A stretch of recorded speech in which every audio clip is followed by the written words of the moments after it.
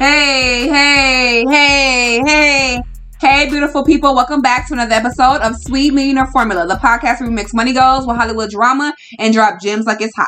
I'm your host, Courtney. And today, we got a special show for you. So grab that drink or your pen because we're about to get into it.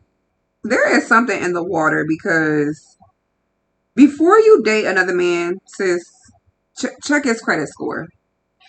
I don't care. Like, we are in our 30s. We are laying the foundation. We're taking care of our households. We're being independent. So I feel like I'm not doing the rigmarole. I'm not doing the runaround game. I feel like I have standards. Man. Listen, man. I have standards. Damn it, you should have caught me when I was 20 years old popping pussy at Howard and, running the streets and doing things. But at my 30s, we not, like, you not,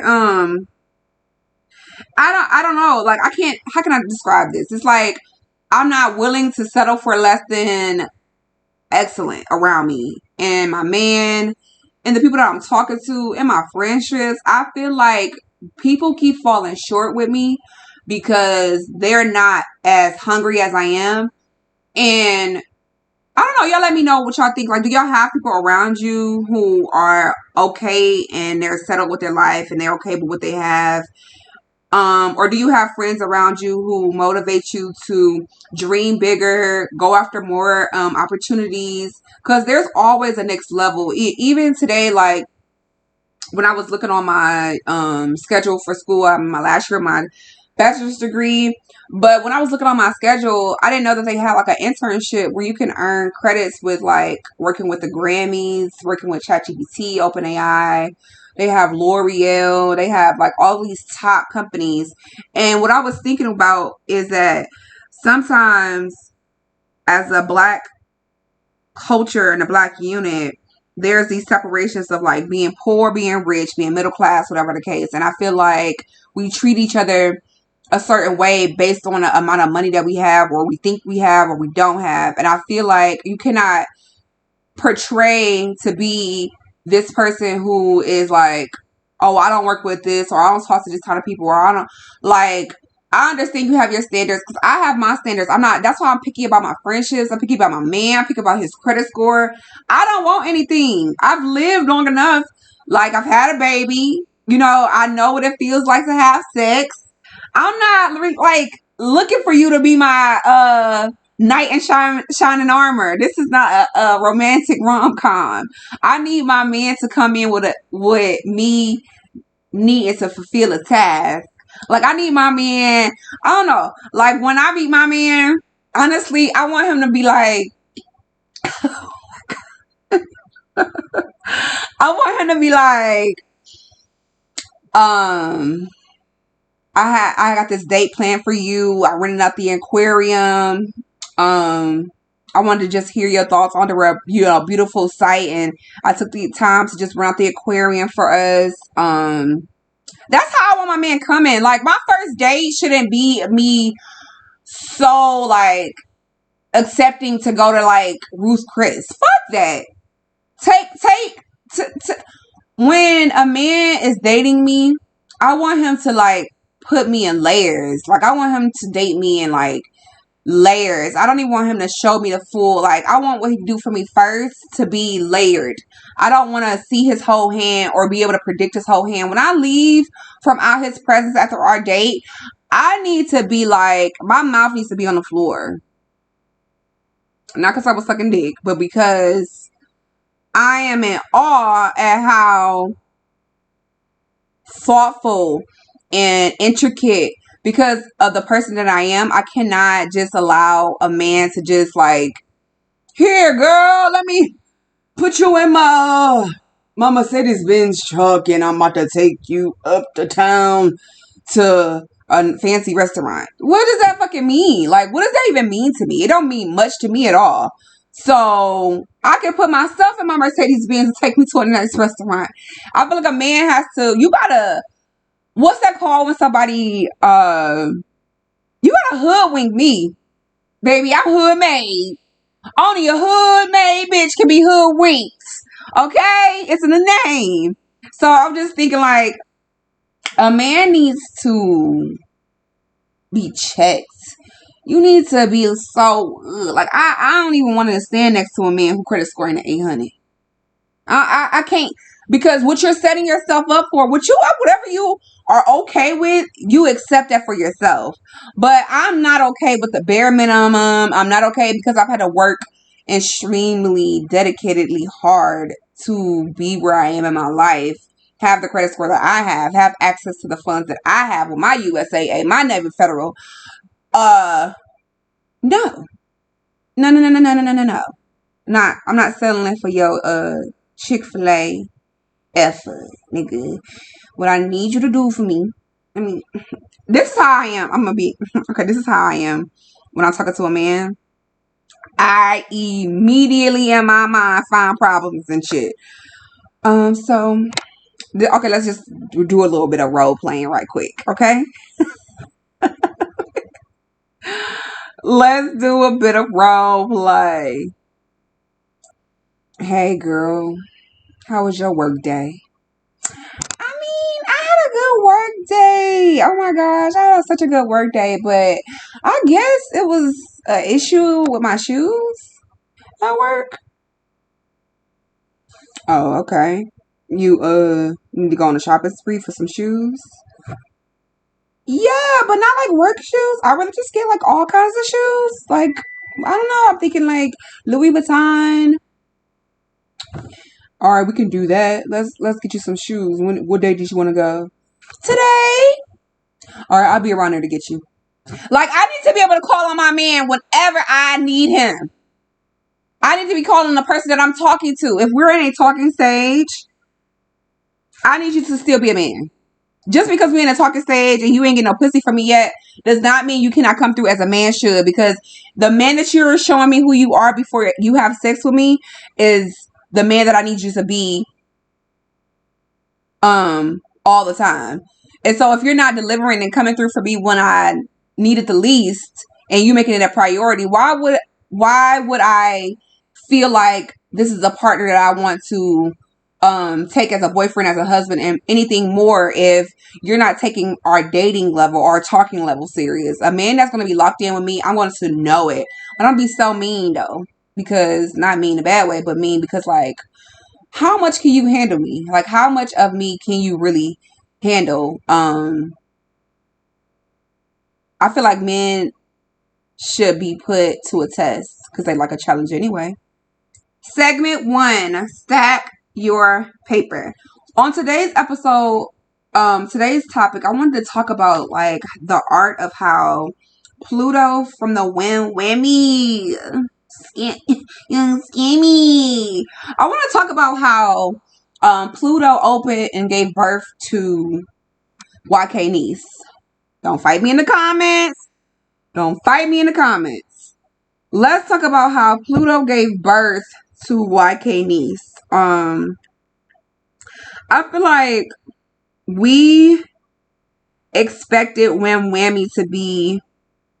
No, I can't say we expected Wham Whammy to be a one-hit wonder. I don't think that that's the times that we're in. It could have been a one-hit wonder, but it wasn't. And the fact that it wasn't a one-hit wonder and that it had the entire internet. That song, let's talk about how black women are international. Let's talk about how black culture is international. And the moment the world stands up for us, the way they stand up for our culture and the way they go after our culture, I'm telling you, this world will never be the same. Because if you have the same cheer for me when I am being scrutinized and attacked in the public media and we having a protest, if you're all supporting black culture like this internationally and domestically any other time, then it should be shown when we're protesting and stuff. You can't love black culture only when we're dancing. But let's talk about subject at hand. Stack your paper, right? So with Stack Your Paper today, I wanted to talk about how the creative arts are the birthright and the birth canal for black intelligence, Black Renaissance, Black cultural shifts, Black cultural empowerment. Um, the ability for these young girls who are seemingly out of the hood, and they get their touch of their very first bits of money. These girls are not stupid. When in YK and when Pluto is speaking, these girls, they have a sense of self. They're not weak minded, and they have a, I don't know how you can describe it, because I can see it and I'm like a visual person, so I'm reading people's spirit. And you can see that Pluto kind of wants to make amends with young YK. Whatever happened between them as far as the fallout, I don't follow the fallout. I don't get into stuff like that. But my thing is, without Pluto, there be no YK. YK in under a year has taken herself from out the hood onto stages with the likes of all types of rappers and things like that. That's because her talent is undeniable. The ability for Black women to have the effect with our words to affect and get our recognition internationally. These two girls are internationally recognized. And I keep saying international because somebody will try to downplay and act like what YK and what Pluto did this summer was a small bit. People want to act like what Sexy Red did. She had a baby. She popped her own career. And she remained true to who she was. And I feel like these young women having that access to be able to showcase their intelligence, have this effect on Black culture and the world internationally, and for them to be able to continue to carry on. And for them ladies on the YBA tour, the way that they interacted with each other, one, you can tell Pluto wants to make amends with YK, but because YK was the underdog and she was being, when the song came out, it seems as if her 15 minutes of fame was gonna fade at some point. And I personally want to talk to YK because, and Pluto, because Pluto had the stick and lit the wick, and then YK took the candle out the room and took that bitch and just took it around the world. And I feel like it's creativity, and it's when creativity is good like this, somebody should be able to inform these young girls on the impact of what they're doing, and the demand for performing arts being a measure of, or a tunnel of prosperity into the next level for Black people and Black children and Black youth. That's our answer. And it's like blatantly is being blinded and underfunded, and I'm not sure why. But these two women, on the interview, they asked if Pluto would consider working with YK again. And I feel like because they already have a level of disconnect in a friendship, I feel like there's no need for them to rekindle a friendship. But it lets me know that Black women working together is a phenomenally powerful opportunity for liberation. And now I understand the effects of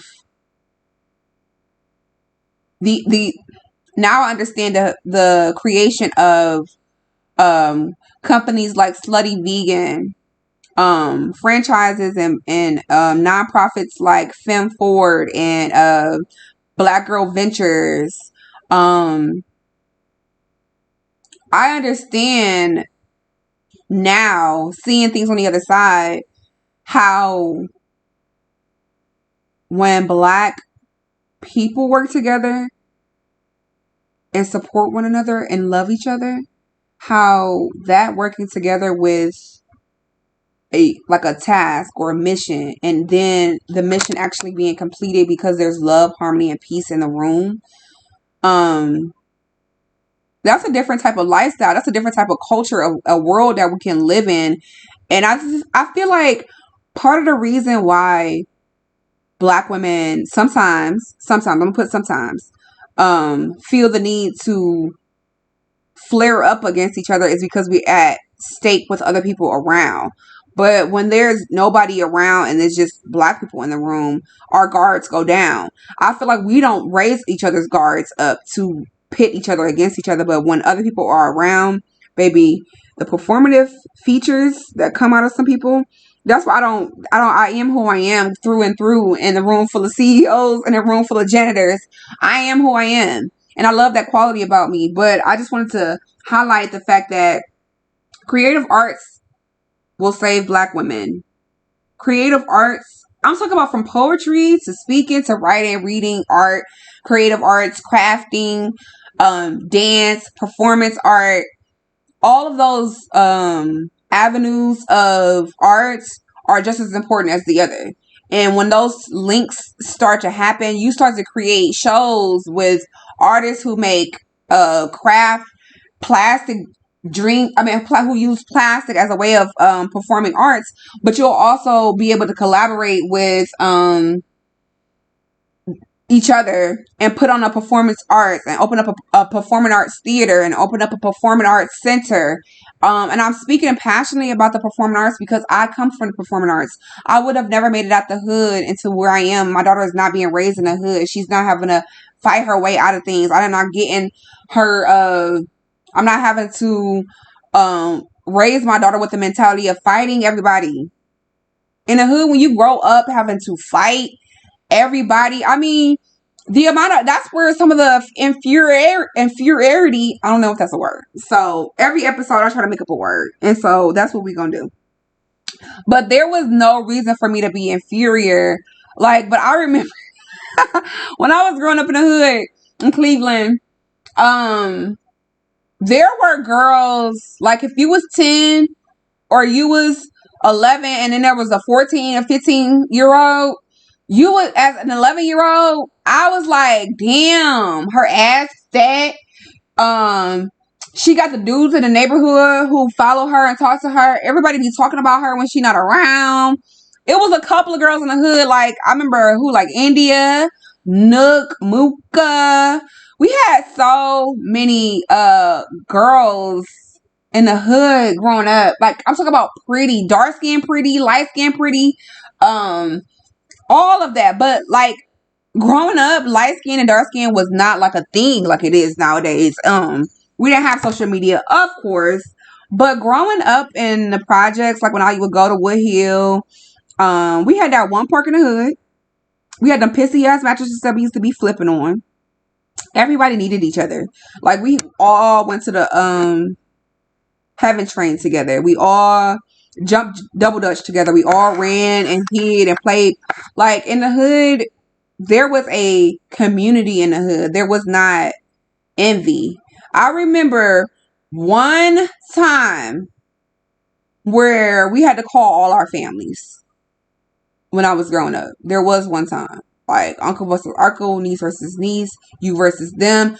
Everybody, and mind you, these are some of the girls that I would be like at 11 and 12, like, dang, I want to be like her when I turn 15. Like, oh, she got her titties out. Oh, her stomach be out. She always got a Fanta and some chips. Bitch, I want to be like her. I want to be like India. I want to be like Nook. And it's crazy I remember these girls' names is because I wanted to be like them in the hood growing up. You just think like, this is it. Like, I want to be a bad bitch. I didn't know that's what they were. But, you know, whole time, you know, these were the girls who was teaching us how to do the steps, how to, you know, do the little, we used to have so much camaraderie as children and Black girls.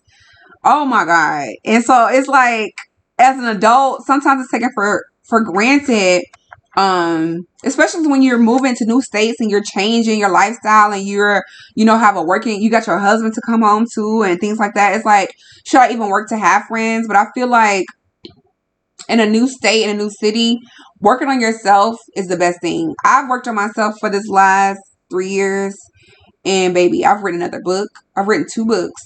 I've started my podcast, And I have great things to look forward to, especially with the financial literacy and me understanding how business credit works. I will save that for the next segment. Let's move on to topic segment number 2. Segment 2, stack your paper. Now, in the last segment, I was talking about how I've learned the outline and the coursework and the framework of a Duns and Bradstreet, getting and starting 3 net 30 companies, 3 to 5 net 30 companies, establishing your PayPal, your NAV, Prime card, and basically for the first 3 to 6 months, using the money that I invest into my business in order to using that money that I invested into my business in order to run the business properly for the first 3 to 6 months. Listen, y'all, when you start your LLC, right? Once you start your LLC, the next thing after you get your LLC, you're going to get a business phone number, a business address through like an iPostal or whatever the case. Once you have a business phone number, address, and phone number, address, LLC, and a website. Now, I feel like, yes, running a business costs money. And if you're not making the money yet, you need to save the money that you're trying to spend on the business first. After you save that money, and while you're working on spending that money for your business, create the business plan and have your ideas all pretty much laid out so you know when you get the money and your business credit starts to flow, you'll know where you're putting the money, so you're not like, oh my God, I got this money, let me do this, this, and this. When you follow your business plan and your business layout, and especially if you're up and starting business, you don't have to be a multi-millionaire when you start out, even a couple months after, even a couple of years after. I feel like the objective for the podcast is for you to start the business, for you to have a PIR that triples and doubles and quadruples your AIR. If you don't know what PIR is, it is passive income ratio. That's why we here. That's why we pine. Y'all getting this information about me. It's because I have a passive income ratio with Spotify. And this has been one of my goals for 4.5, 5 years, is for me to have a podcast. Y'all don't understand. When I used to live in Cleveland and during the pandemic in 2018, I swear to you, I'm like, oh my God, everybody getting these PPP loans. I can't get no PPP loan. And so at that point, people was like, oh, if you give me your social security number, I'll file it for you. And I was like, oh, hell no. I don't need nobody with my social security number. I don't trust y'all like that. And I don't want that money that bad. But because I thought I couldn't get the PPP money, I went to Dollar Tree and I bought a cardboard. And I put on the cardboard, I was like, I'm going to have a podcast. I'm going to write 3 books. And so it's like 7, 8 years ago, this podcast was just a thought on a paper when I was broke. Baby, we in a state to state. We done moved out the state. We done doubled up on the finances. We done got that Roth 401k money. Bitch, like what? Bitch, I have a Roth. You could never. You don't even look at me. I got a Roth IRA. What? My life insurance policy is with, oh, okay. It's like, I have my money going from even, okay, I don't care. Like, because I put 20% of my check towards my Roth IRA, I don't have to feel bad about only putting $20 in my EFTs. Like, that $20, is what I'm going to spend anyway. So for Fidelity to have a drip system where you could put a automatic $20 into your EFTs. Come on now, what are we talking? What? Take me to Chili's. Take her to Chili's. Bitch, I will take you to Chili's. Stop playing with me. I'm not settling for no bare bottom to minimum, very little, small ideal. If a man is even planning that small like that, we don't have much to shoot towards. But if he's starting off renting out the aquarium, then he got my interest now, because I'm like, oh, what would you rent out the baseball stadium? Like, because how far are you willing to go? No, today I wanted to talk about something that was a little bit more serious. And when you really put your mind to it, that passive income ratio, now that I think about it, I was saying 1 to 2. You need to quadruple your passive income ratio. And it don't need to be by a little bit. When I say quadruple, I mean start with one specific thing. Like the podcast leads into touring, leads into book sales, but this is a 2 and 3 and 4 and 5 year plan for me. I'm not needing a tour right now, but my audience, y'all better like, follow, and subscribe to the podcast. Each episode is so important to me and it's so fun. So I want you guys to like, comment, and subscribe and follow us on the podcast. Let me know in the comments what it is that you're creatively good at and how it has or hasn't changed anybody's life. Write into the show, DM me, Sweet Millionaire Formula. I want to know you guys how you use your creative arts to change people's lives and what lives have been changed thus far. Segment 3, millionaire moves. This week, I wanted to talk about somebody that just really, they stand out to me, but they stand out to me in a way that, like, it's quiet. Like, they're not, like, I don't know. They let other people doing the talking, and I watched her show recently because I needed some inspiration for what it is that I wanted to work on with my brand, my performing arts center. And I was watching Rihanna's Savage Fenty show on Prime, and it just dawned on me that, like, Rihanna is, she's the epitome of, like, who I aim to be. She's rich. She's put in the work. She's young still. She's having her family. She's a billionaire. Let's just call it a spade a spade. But one of the things that I paid attention to with Rihanna and what I'm paying attention to with her brand is how the brand is unfolding year after year, layer by layer, product by product. But the way that they're unveiling the capacity of the company, it's not like Fenty Beauty has a peak, if that makes sense. And so for me to really get the gist of $1 billion brand, I'm guessing like just the first 10 to 20 years of that brand is the awareness of that the brand exists. I feel like no brand, even McDonald's, doesn't go 3 years without advertising. I feel like if McDonald's went 3 years without advertising, they would lose a lot of money. But saying things over and over and over and over and over, and repeating things and having things in people's faces often is important. And what I realized with Rihanna and Savage Fenty is that at first, it started off as like, Rihanna has launched this brand, always gonna be around for, because all I seen really was the brands coming out and then they would be gone, and then it would be like, oh, we don't hear anything else about the brand. But then it's like Fenty Beauty has stayed around, and I really like how they're effective.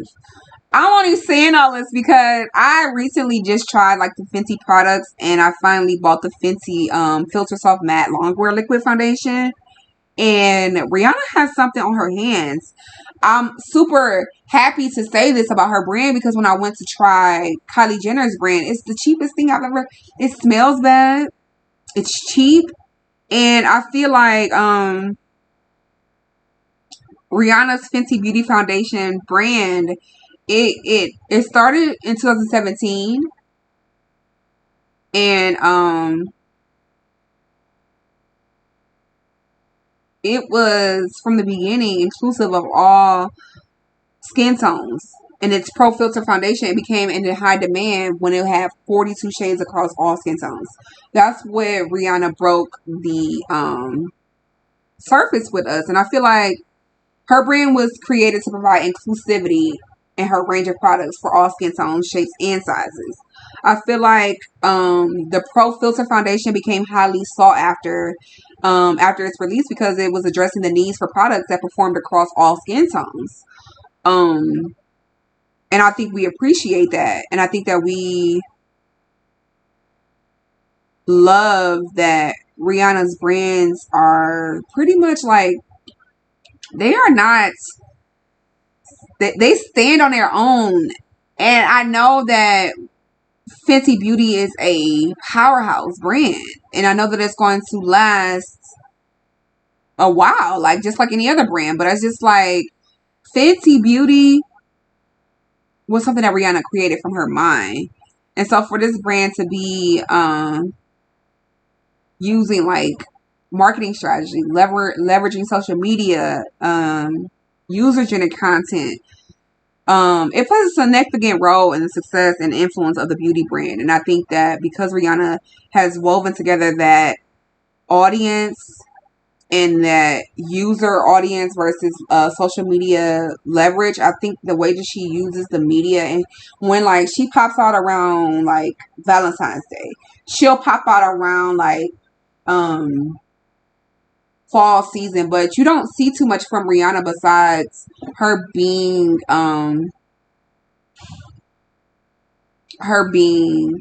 is everything that she should be. So I'm just super proud of Rihanna and how she's able to revolutionize inclusivity standards in the beauty industry. And I feel like when you are inclusive, you have a wide range of support. And you don't have like a shortage of support. And so I'm super proud of Rihanna. I wanted to highlight her story today of the millionaire moves. That is our episode today. We have gone over so much. Pluto birthing YK niece. Spilling a wealth on how to use this business credit to your advantage, and Miss Queen Savage Fenty Rihanna and how she's built a $1 billion brand and how it's unveiling over the years. And I'm super thankful that you guys tuned in to today's episode. Today was an episode, okay? Like, comment, subscribe, follow us on social media. Sweet Mary No Formula. Until next time, protect your pockets and protect your peace. Peace.